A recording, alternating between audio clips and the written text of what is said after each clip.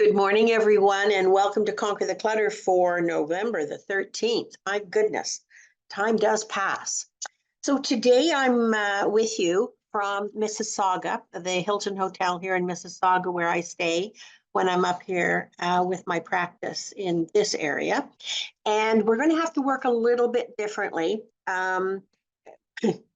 It's kind of interesting, given the topic, that I'm normally in my studio at home, I have a second screen and I have the material there so that all I have to do is kind of look up, back in, go back, talk to you, and hit the down button. And it all works beautifully. So I went out to buy a screen yesterday to make it possible today to have this kind of even flow. And I was just telling Dawn, it's a very nice screen, and I really like the computer I have here. However, this computer is probably the first one that I've ever encountered that apparently doesn't have, we couldn't find it, an HDMI plug. So I'm going to be working from notes. So sometimes I won't be looking at your smiling faces, but I will be looking at my notes. So bear with me. The other little impediment for today that I apologize for right up front is there will be a great deal of nose blowing and throat clearing. I'm not coming down with a cold, but I have no idea why suddenly it's like I am. So you can turn the volume down so it doesn't bother you. Anyway, let's move forward. I really wanted to do today's podcast. I've wanted to do this for quite a while, but I was working my way through The Mountain Is You because Brianna West breaks it up into really interesting developmental segments. And I thought it was worth just unraveling that with you. So today we're going to talk about a really important topic that is part of how we get in our own way. I don't really like the term self-sabotage. I think that sounds so malignant, but we do get in our own way sometimes. So today, that's what this is about. And we're going to start by talking about something we were talking about last week. And that is, what stops me from just starting? And the answer very simply is not habituating the healthy habits that allow you to start, all right, and keep you moving forward at whatever pace you're capable of. So today we're going to call them unhealthy habits, all right? And having unhealthy habits, I know personally, and I'm sure you'll be able to commiserate, is a very easy thing to do. It's a very easy thing to develop. And I want to quote Brianna West here because I agree 110% with what she's proposing. And I've never found anybody who could say it better. All right. So we do engage unhealthy habits when we substitute a less than healthy enough habit for a need we have. So we develop this habit, or it presents itself. It's just a natural progression of how we're going to handle something. But instead of treating and working on feeding the need, fulfilling that need we have, and we all have them, we substitute this unhealthy habit, all right? And the alternative would be to substitute it with a less unhealthy habit gradually, all right? But I want you to focus now on what is the need. All right, so a healthy enough habit for our needs, have a look at what is in your clutter right now, all right? As you look around yourself, or if you're somewhere else, imagine it. Think about your clutter. What makes it up? And ask yourself, When was the last time, now this is me speaking, not Brianna, all right? When was the last time you used it or needed some or all of what is making up that clutter? Now look at the clutter that bothers you, all right? It really bothers you. The most troublesome, the most frustrating, because it bothers you enough, and you need to recognize that. You've got better things to do with your Wednesday mornings, all right? It bothers you enough that you join me every week. So don't tell yourself it's not important. It is important. And then ask yourself honestly and truly, how much of that clutter, of your clutter, and what it's made up of actually meets your needs? Just stop and think about that for a second. When you look at the clutter, whatever it's made up of, you give it the importance it has because it's costing you most Wednesday mornings, and it's delightful to see you. I'd miss you, but it would be great for you to come and say, guess what I did? So don't minimize it. Don't just take it as a fait accompli. All right. All right. And if you do believe at all that that clutter is so stubborn that it must in some way substitute for filling a need that maybe isn't uppermost in your awareness, or that is scary enough or overwhelming enough that clutter is actually the easier substitute. Ask yourself, what need right now, get out your pens and paper, all right? What need do you suspect that it does meet? Is it the need, or is it a fear? Is it a need it meets, or is it a fear that it serves? All right, and that fear might be about how much of the clutter meets an unrealistic just in case need.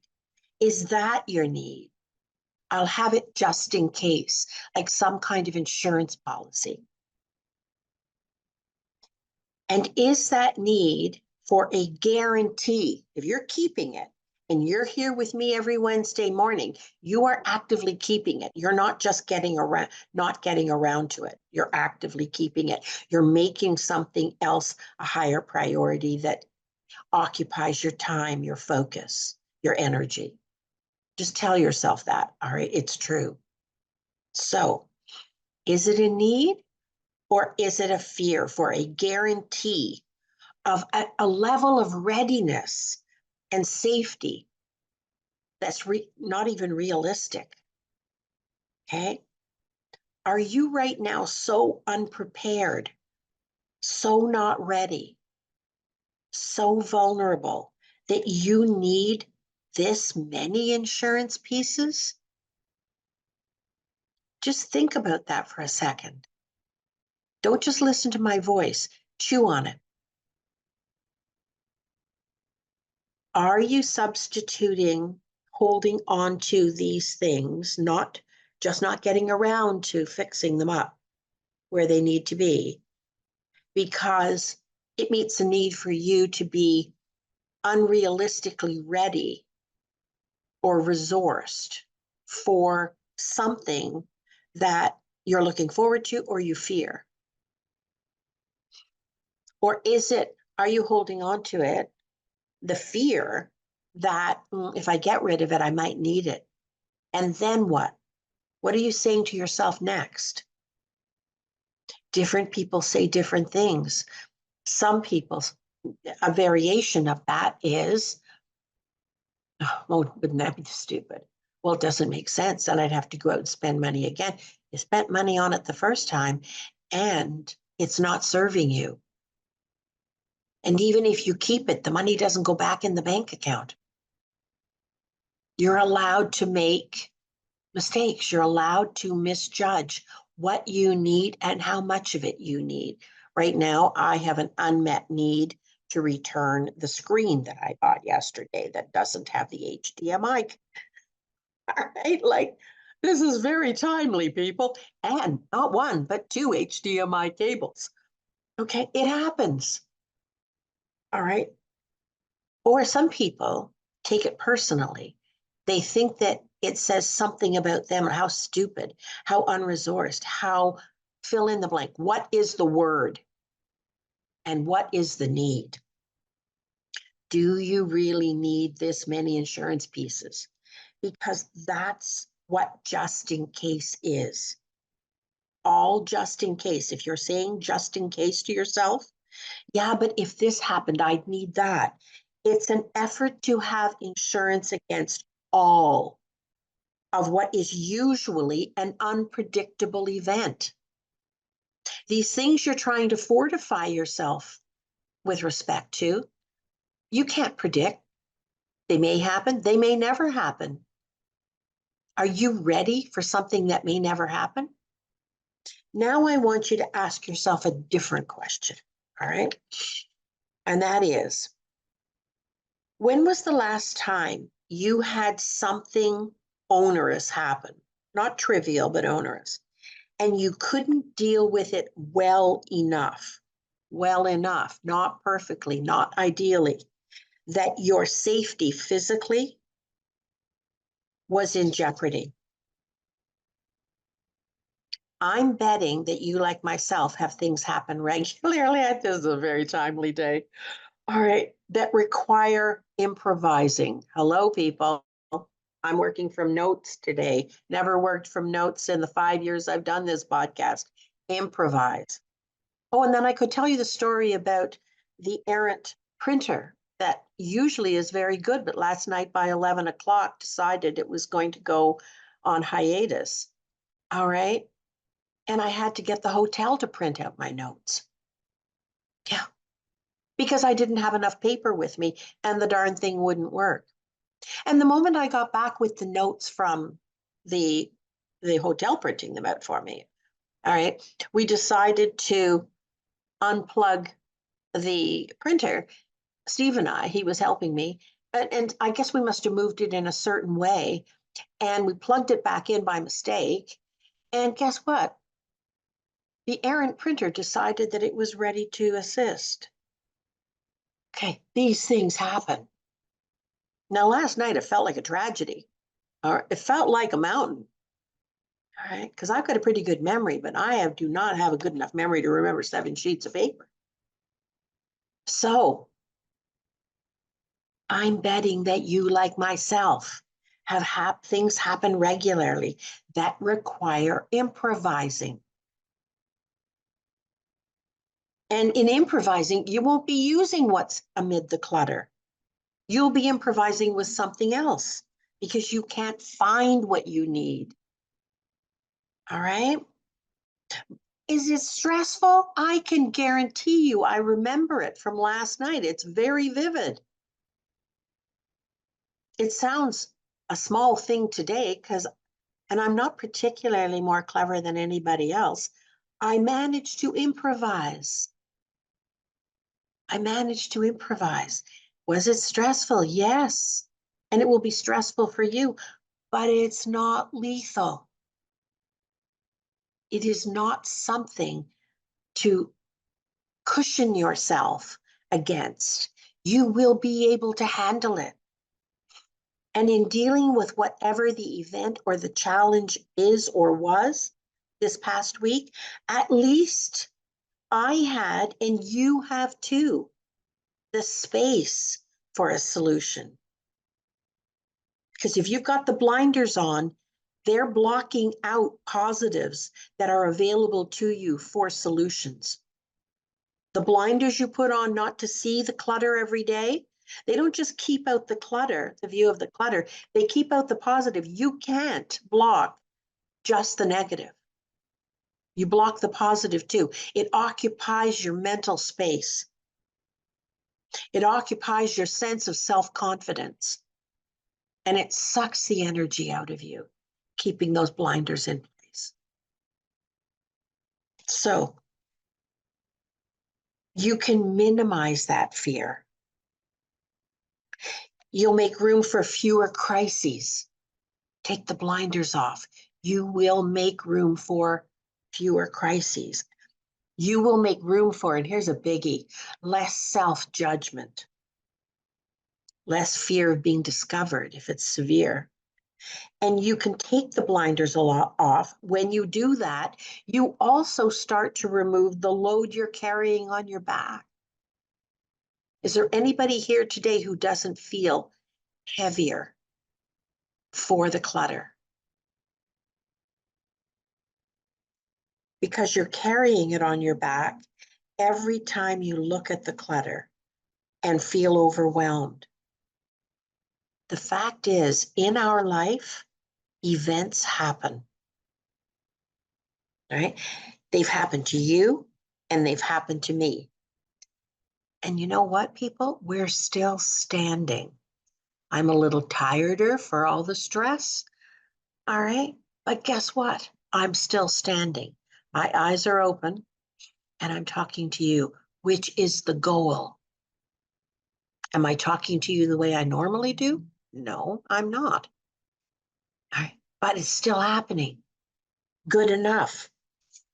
And you'll be standing good enough solutions as well. Give yourself the chance.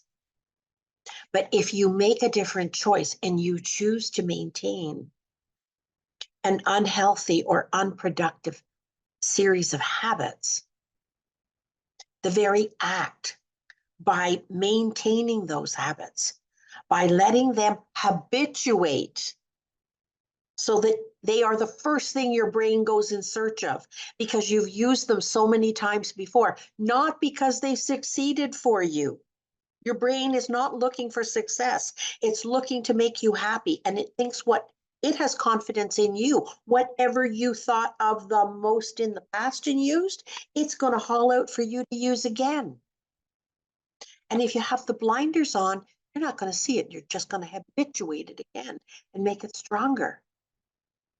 The very act of maintaining those habits mean that you are actively, this is a painful thing to consider, I know, but that you are actively keeping yourself away from achieving the goals that you have for yourself.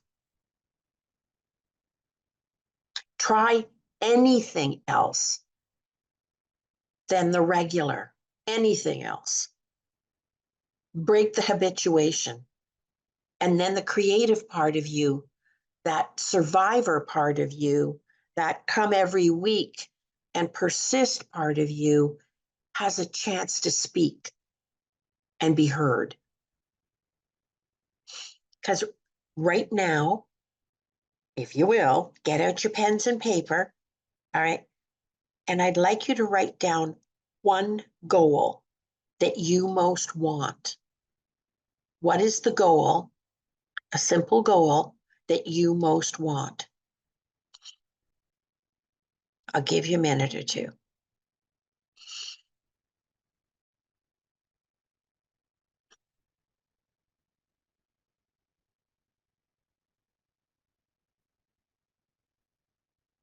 Be close? Okay. Now, reflect on the last 48 hours. Just go back in your mind what happened over the last 48 hours. Series of events, sort of like a film roll. Were there any choices that you made that got in the way of you moving forward toward getting closer to that goal? Because you couldn't know it at the time. I just want to give you another strategy, another skill. That's what this is about, this podcast, that you stop yourself and ask yourself, what else? What else do I have?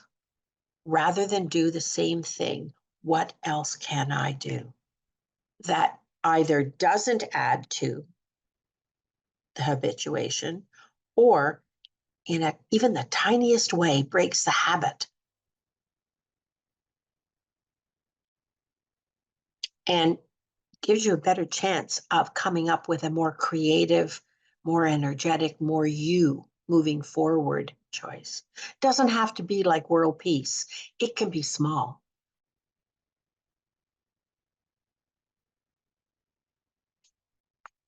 So now you're, a day or two forward. If you had it to do over again, what do you wish you had done then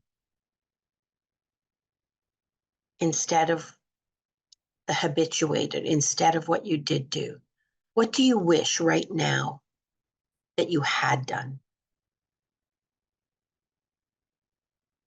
Don't go into a fog of helplessness and overwhelmed. Just walk right out of that fog. Don't even let that land. Ask yourself, you're not defeated. You're not defeated. If you're here every week trying and listening and learning and considering, you're not defeated by this. You may be in a fog. You may not know what the next step is. You may be bumping your head a bit, but you're still in the game.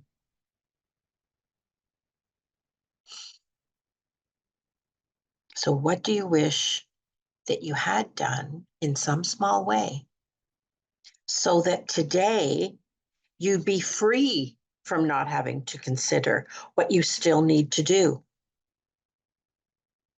Still there waiting for you, not like a good friend. It's like the pest that won't go away. This is not a good friend. All right. This is that person who just keeps persisting and is a burden.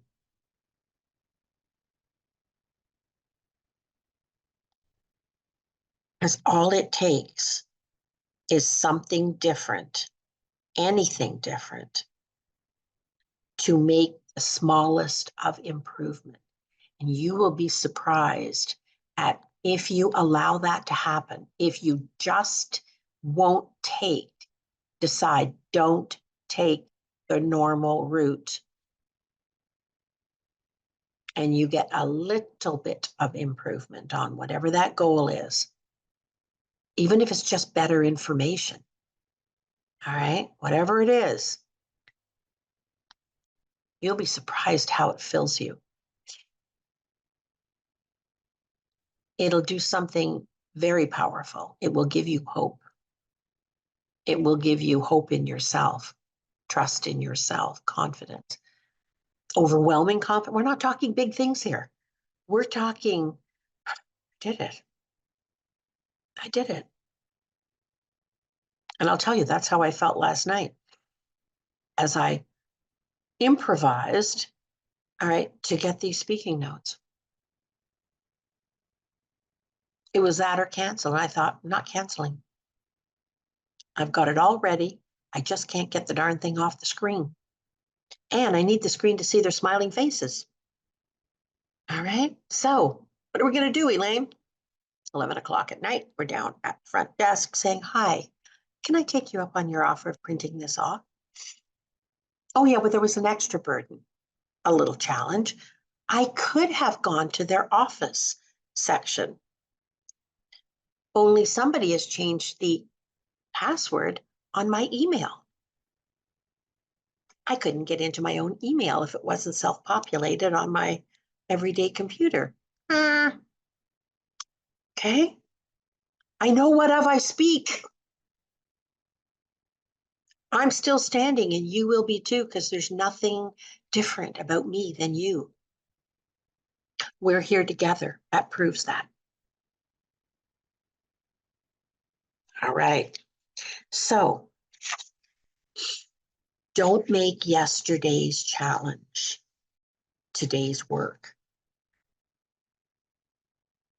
Today will always just be, because if you do that, today, your todays will always be just more and more and more work. If you do that, it'll only get worse. It will build up. That's the fact. It'll continue to get bigger and bigger. And even if it doesn't physically get bigger and bigger, it'll get stronger and stronger and stronger, a habit that you habituate. Do anything else than the old thing that didn't work, that isn't getting you there. Try joy, fun, and play. That'll make you feel alive again. And do one tiny part of moving one step, even one step closer to that goal. Today's jobs or tomorrow's challenges most often are completable. All right, today. Occasionally, that's not the case. But when we habituate an unhealthy habit, it's like we're making that thing we're looking at stronger and bigger and more onerous, more insurmountable. And sometimes we do that with the reverse as well, right? So, I'll get to it tomorrow. It's not that important today. Ask yourself this: how many days have you said that? Is there a need that you have that is not being adequately met or met at all? That is sucking the confidence and the energy and the hope out of you. Keeping the lid on that, the stopper on that need, that unmet need. Is that where the energy is going? Is that where the focus and the hope is going? And what would that be? What would that need be? I really want you today to identify it. Write it down so it occupies space. And you can think about it. You can think about it later today, tonight, tomorrow. You may even end up dreaming about it. You have the answer. That's the thing. You don't realize it. You already have the answer. Okay. If we take care of the little things, we have fewer big things building up to deal with. So the question is, right now, you had to know this question was coming. Okay. What one thing, and we're talking small, what one thing can you do?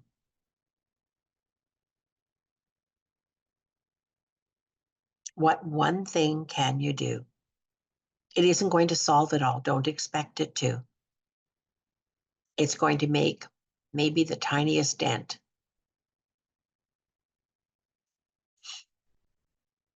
That one thing that will begin to solve what's really bothering you. And tomorrow, if it's still partially unresolved, or to whatever degree it is unresolved, what are you prepared to do and think differently?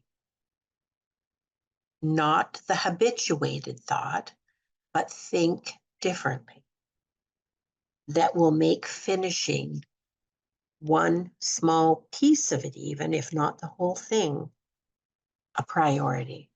You need to make yourself and your goals, your dreams, the things that will enrich your life. You need to make those priorities, people. And don't let the clutter suck the self-respect, suck the confidence, suck the energy. Because when you put the blinders on so you don't see the clutter, you are blocking out the good as well. It filters everything, those blinders. And you need the good, you need the positive, you need that other side, that hopeful side of yourself. You need that.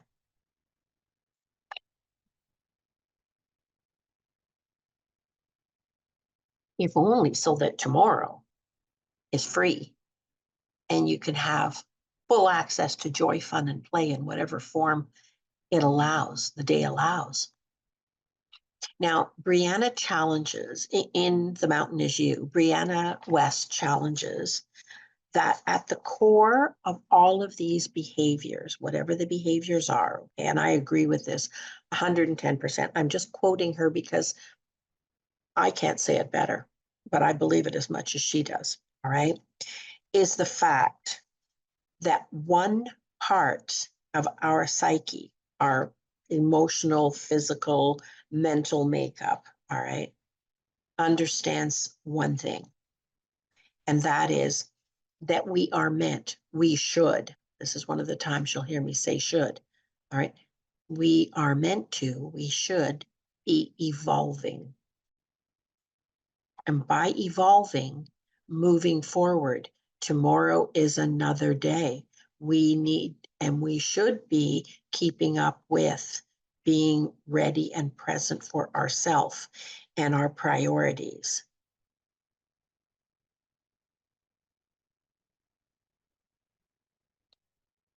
We should be evolving and moving forward with our lives. But there's another part of ourself. Remember, we talked about a few podcasts ago about our natural negative bias, save ourselves from the hurt, from the risk. It's a survival mechanism. We have two sides. We have two sides, and they're both wonderful. One will save us from horrendous mistakes that are imminent.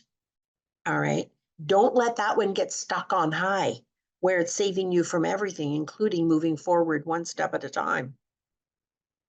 Hit the off switch. You've got an overdose of it.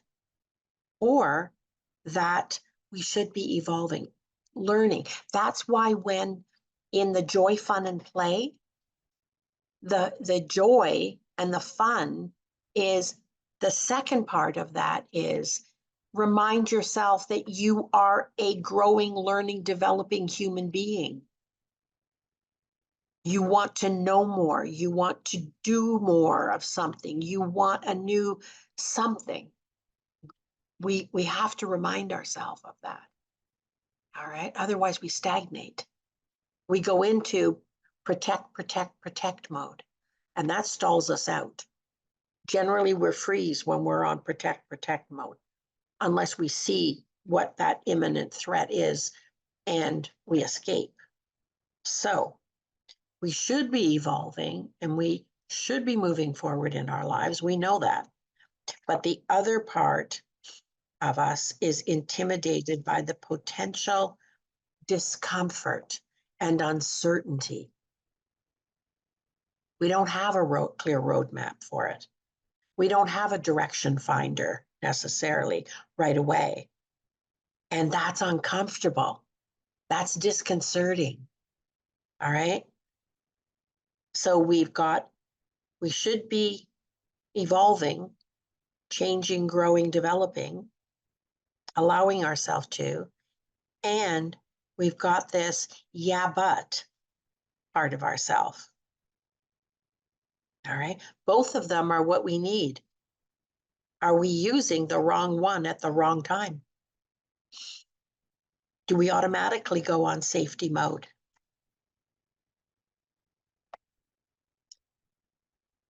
Having it kick in to protect us is one thing. But having it stuck on high and stalling us out. What is it? Is there a fear involved? Is there a discomfort or, a pretty significant uncertainty even that kicks into gear? What are you saying to yourself? You listen to that self-talk. You listen to the voices on the committee. Who are you listening to? Always listen to hope and trust. Listen to that. Say that to yourself. I will always listen to hope and trust first. I may not have the answer, but I will not give up hope. And I trust that if I just keep picking away at this, I will find enough of a toehold that I can go to the next step toward my goal. Always. There's always another toehold. Do you know what I mean? Like, I always think of overcoming something like climbing a rock face. Where's the next handhold? It's not enough to save you, but it will stabilize you while you find the next toehold. That was what the front desk at the Hilton was last night. Okay.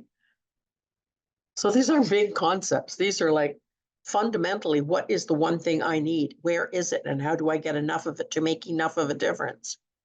That's the question you ask yourself when you're stuck. Those three questions. Okay, have no idea what I'm going to do next. Have no idea what the right answer is. Okay, take a deep breath. What do I need right now? Maybe I just need clarity. Where is it? Well, it's not sitting with me in the chair. So where is it? What do I need to know maybe a little more about? You have the answer. Let it come up. What do I need? Okay, where is it? Well, it sure wasn't on my desk in my room. I'll tell you that. Oh, yeah. And then I used up all the paper I had trying these misfires on the printer. That was another moment. However, that was overcomable as well at no charge. Who knew? Never thought to go down to the main desk. I thought to go down to the business office and try their computer, but I thought that was like, okay, guys, this is what are we going to do now? And then I thought, why wouldn't they? They have a printer. Maybe they'd be kind. Never did that one before in the 13 years I've stayed here. You've got the answer. Let it come up. What is the answer to the first step in the need or fear you have that's keeping that clutter in place and allowing it to continue to develop, present itself? What is it? What is the need? Or is it a fear that you won't be ready, you won't be? And another way that plays out is I paid good money for it and I haven't had the use of it. Well, you ask yourself, okay, so how long have I had it? Really and truly, was it useful? And if it's part of a clutter, a hoard, if it's part of that, was it a good choice? And even if I can't admit it was not a good choice, am I imminently going to use that? Because the proof of whether it was a good choice and it should remain is how much do I need it and how much does it serve me? I will be returning that screen that was going to be very useful, and I will be returning to HDMI. And you know what? Even if I couldn't return it, one of the things I personally believe in is pay the price. Donate it then. If you don't need it, donate it. And you know what? Think better the next time. Ask different questions the next time. I couldn't know that this time. So I'm not going to beat myself up and blame myself. And I've not got money to burn. Do you know what? If I hold on to it, it doesn't go back in the bank. The money doesn't go back. I allow myself to make mistakes and learn from them. Sometimes that's the best way, is that thought of, oh yeah, do you remember the time you did that? And so you don't do it again. Paying the price for a mistake is a good way to remind yourself, it didn't work out that well last time. But if I hide it in a pile and I still have it, I could tell myself that actually, you know what, I'm ready for the time when this computer actually does grow an HDMI port. It's not happening. If it hasn't happened, it's not happening. Okay, so what would you do if you didn't have the clutter? That's the question. Is there any way that the evolving and the fear of loss, all right, the fear of risk, that balance, is there any way, all right, that the clutter, if you didn't have it to deal with,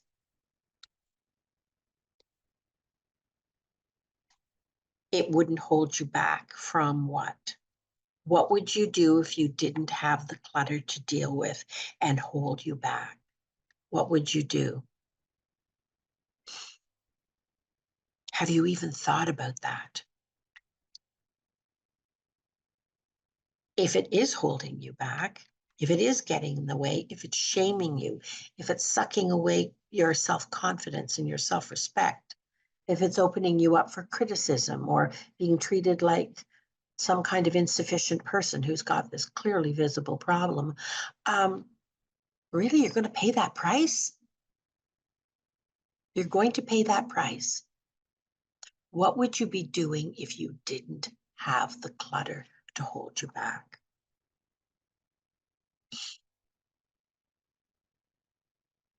I'm not saying that you're planning that was a deliberate wall that you put up, but is there any way that you can answer what you'd be doing? What would you be doing right now if you weren't here and you didn't have clutter? What would you be doing? When was the last time you even stopped to imagine that? Have you accepted the clutter as, in French, a fait accompli? It's just a thing. It's always there. It's always going to be there. It's sort of like, I don't know, it's sort of like, the walls of where I live, part of the structure. It's a permanent thing. What would you be doing if you didn't have the clutter? Here's what I know, and I know this. I don't have the answers for you. No one has the answers for another human being. My skill, my training is helping you find your own answers. And I can't do that. No one can do that. All right. No one can do that. You know why? No one can give you the answer. I can propose, but the reason I can't do that is you already have the answer.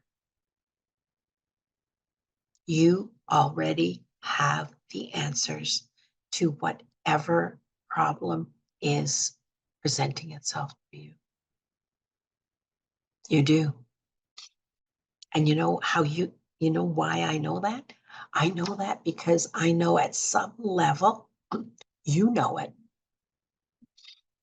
You know it. That's why you're here every week. You know you have the answer. You just can't find the key.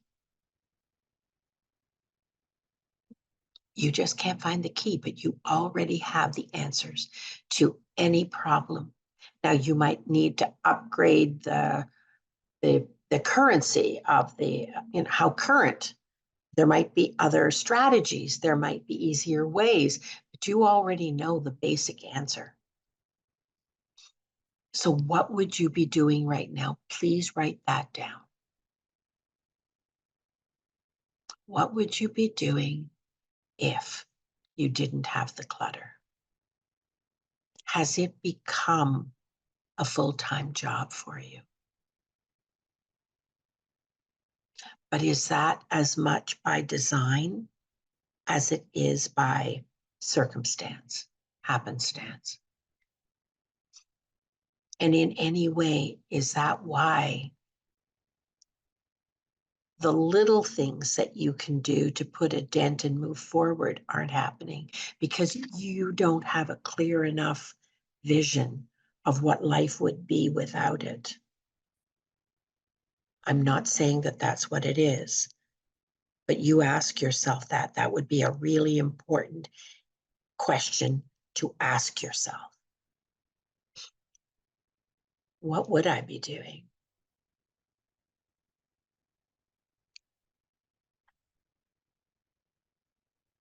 This is a tough podcast, right? Here's the next one. You're going to love this one if you love the last one.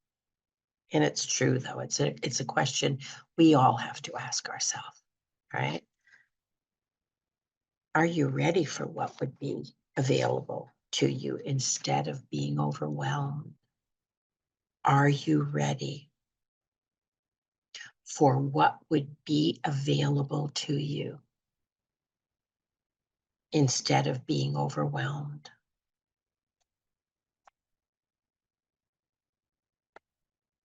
So is there, in some small, big, whatever way, some kind of benefit, some kind of positive, some kind of purpose in any small way? It's not the whole story, but is that really what's slowing you down? Is that really why you allow yourself to get distracted rather than focus on, I said I was going to do this small piece today and I'm darn well going to do it? Because I wasn't going to bed last night until I had these things printed off. I was just hoping there was going to be some kind of print shop open overnight. Didn't want to have to break in somewhere to do it.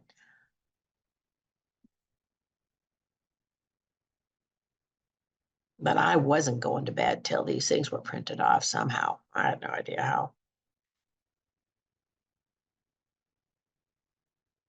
And I went down many paths until I found a way. And I'm not any different from you. I just made my mind up. This piece I promised myself I was going to do, I'm darn well going to do it. You know why? Not because the piece is important. It isn't important. All right. It isn't important. But if I start breaking my word to myself, I've got nothing. Who's in charge? Who's responsible for my life? Who's responsible for at all levels?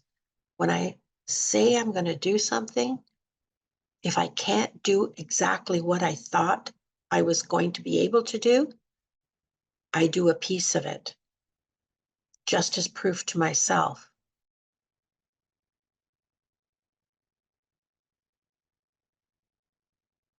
It's like going up a flight of stairs, right?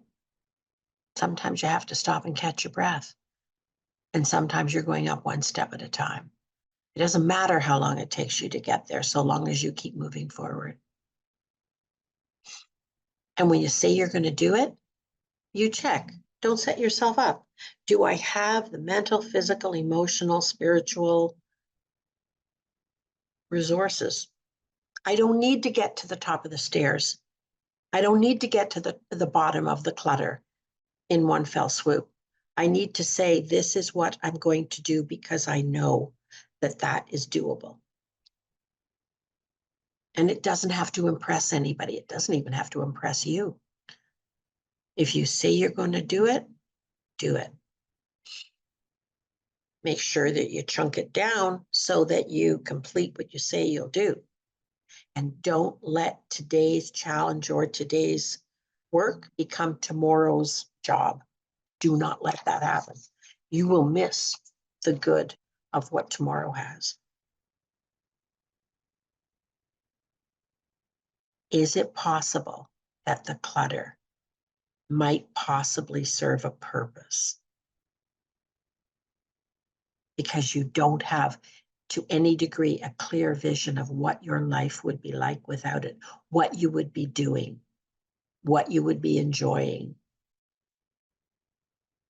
what the meaning in your life would be.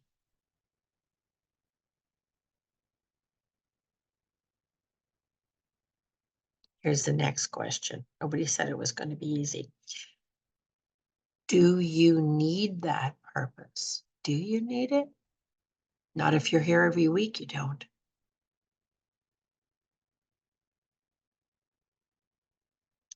What would you do if you didn't have the clutter to deal with? We've got 10 minutes and I have to end on time today. So what we could do is open up the mic. Who would like to speak to what their purpose would be, or what the confusion about that is, what the lack of clarity about that is? Anybody?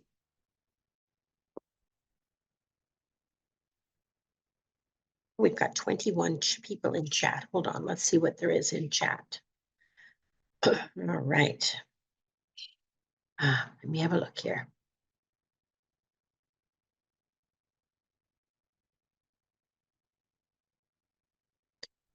Okay.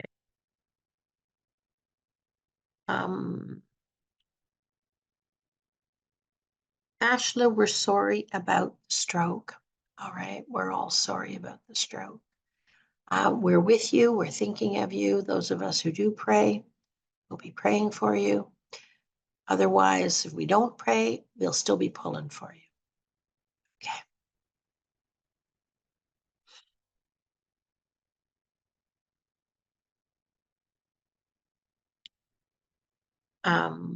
To everyone. Okay. Kim says, I always say, is this a tragedy or an inconvenience? 99% of the time, it's irritating and an inconvenience. And that inconvenience can feel overwhelming if you don't have a clear, if you weren't ready for it, weren't anticipating it, didn't in any way expect it, and you don't feel resourced. But you don't need to hold on to every single thing as a possibility of being the answer either. You're not alone in this world.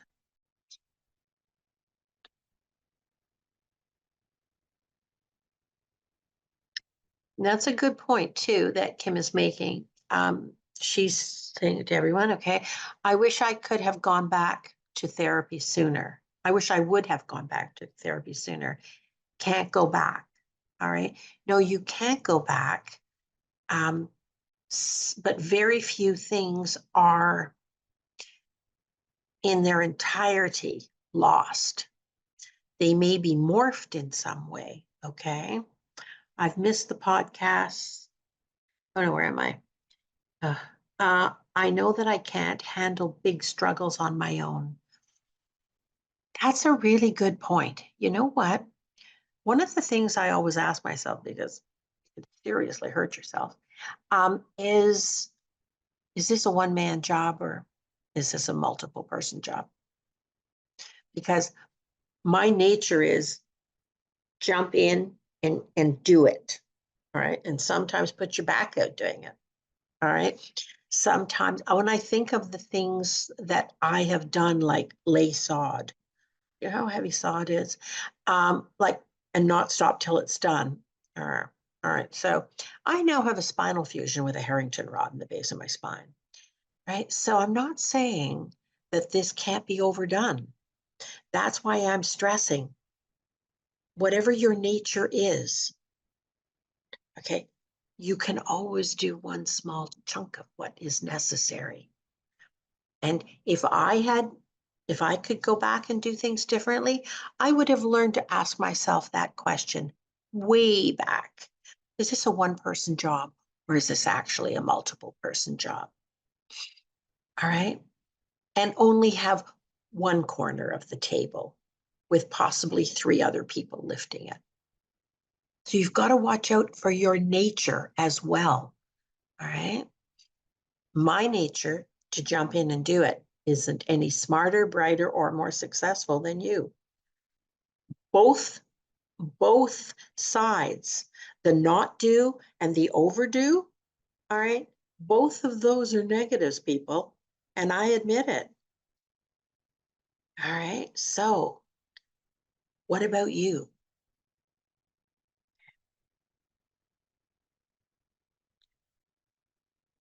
I want to stop procrastinating.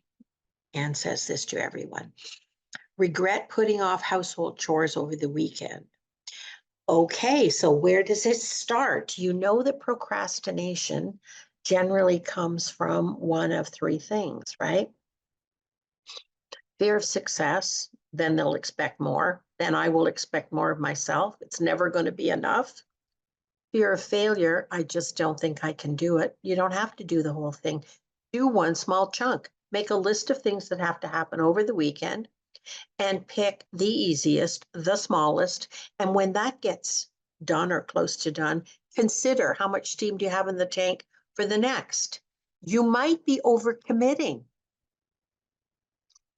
All right. You know that problem where we look at a job and we go, Oh, I can get that done in half an hour.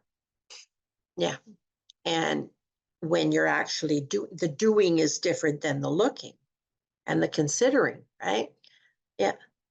4 hours later, you're still at it. You shouldn't be. Pick the job that matches the steam you have in the tank, do it and finish it. All right. Because when you do that, you leave enough left over for the big jobs later on. The little jobs aren't going to trip you up because now you can do a bigger job. And it might not be a one-person job. It might be that you do need help. If you do, what do I need? Where is it? And how do I get enough of it to make enough of a difference? That's one of the reasons I do this podcast for free, because that can be a barrier for people. Not everybody has insurance. Not everybody has that kind of financial support. All right. I know that. So we'll be thinking of you this weekend, Anne. Thank you, Elaine. You're welcome. May I just say something also? Sure. And maybe this is what happens with other people. You know, I'm procrastinating on the weekend with this, and then the weekdays come where I need to really look for a job and build my private practice up more, so network with people and whatever. But then there's this conflict around, I have to get this other stuff done because of the bugs. And so it becomes very problematic because I wind up pushing off the job search. So, there's this domino effect. Can you speak to that a little? Yeah, I can. It can be a domino effect. It can be a domino effect, but one of those jobs is harder than the other. Networking and building a practice and finding a job is a more uncertain thing. And so I don't know if you realize it or not, maybe it's just in the way I'm hearing it, but you've just said that the bugs are such a negative that they're a priority. It has to be done. You use that term, has to be done. Okay. However, they weren't actually, it has to be done on the weekend. They especially become a has to be done when they're occupying the week's time. Do you see what's happening there, maybe? Yes. Okay. So what is the fear that this serves? And it's not a judgment. It's not a lack in you, Anne. When we're not confident, when we're not sure, when something's harder, when it's a multi-step thing, sometimes putting something in the way that is a must, making it a must can be a relief because we don't have to face the fear of uncertainty.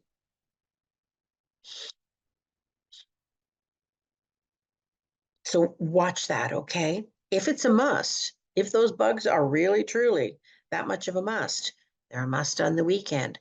And then allow yourself to succeed as much as you can, as much as you feel able to, and not during the week. You'll still have been making progress. And progress is what success is the intersection of effort and opportunity.